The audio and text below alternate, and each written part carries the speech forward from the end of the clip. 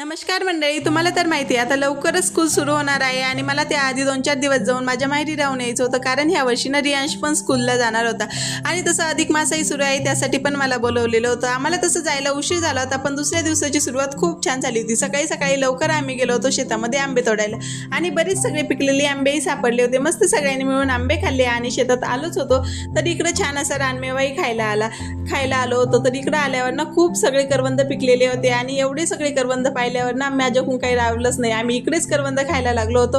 रियांशही first time करवंद खात होता आणि त्यालाही खूप जास्त आवडले होते. खूप सगळे करवंद आणि जांभळं तोडून आम्ही घरी आलो होतो. घरी आल्यावर ना फ्रेश वगैरे झाले आणि त्याच्यानंतर मला भरायची होती आजीची आणि आईची ओटी. असं म्हणतात की अधिक मासामध्ये आईची कृतज्ञता व्यक्त करण्यासाठी आपण ही आईची ओटी भरत असतो.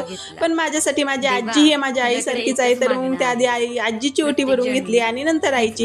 असं म्हणतात की कन्यादानासारखं महान दान आपल्या आई वडिलांनी केलेलं असतं, त्याचीच कृतज्ञता व्यक्त करायला अधिक मासामध्ये आईची ओटी भरतात. तर चला मी माझ्या आईची ओटी भरून घेते. तोपर्यंत तुम्ही आपल्या चॅनलला सबस्क्राईब करायला विसरू नका.